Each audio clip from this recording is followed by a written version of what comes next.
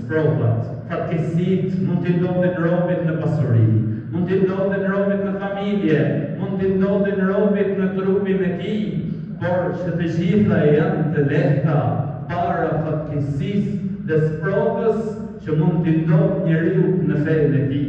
Kujt i ndodh një sprovë në dynja, në pasuri, në familje apo në diçka tjetër, pëndurim për Allahun e lartësuar, pëndurim duke shpresuar shpërblim tek Zoti i gjithësisë, dhe Allahu i lartësuar e shpërblen dhe ja kompenson me më të mirë.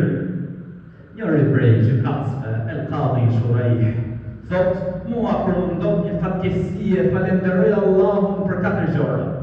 E falenderoj Zotin, thot, që s'ka qenë më e madhe se ç'është.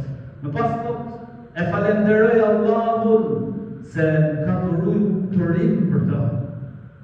E më pas thot, e falenderoj që ma mundëson të shprehem e kur ndodh fatkeqësia të them inna lillahi wa inna ilaihi raji'un. Ka Allahu t'jemi dhe tek ai do të kthehemi duke shpresuar pra shpërblim tek Zoti i gjithësisë. Dhe e katërta thot, e falenderoj Allahun që sprova dhe fatkeqësia nuk më ka ndodhur dhe nuk më ndodh në fe.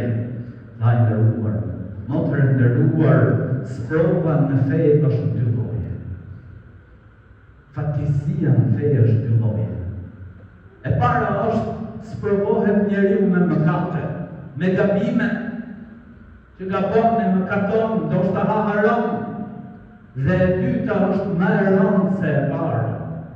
Me u sprovu duke i bo Allahut lartësuar shok, duke i bo ortak Zotit të gjithësisë, duke rënë në kufër apo në fytyrësi, Allahu na ruaj sepse këto janë fundosje e vërtetë.